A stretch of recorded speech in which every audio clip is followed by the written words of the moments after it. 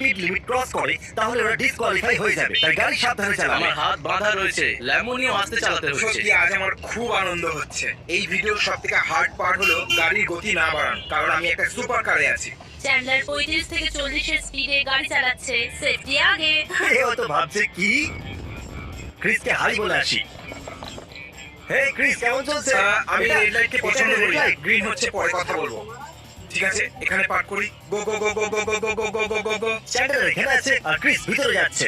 চলো দরজাটা খোলা যাক। ও না, প্রথম চ্যালেঞ্জে সঠিকভাবে লক্ষ্য ভেদ করতে হবে।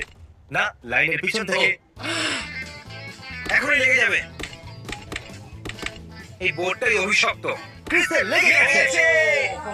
কনফার্ম করে নি সঠিক জায়গায় লেগেছে। এখন ক্রিস গিয়ে দ্বিতীয় এনভেলপটা খুলবে আর পরের চ্যালেঞ্জের দিকে যাবে। চলুন দেখা যাক।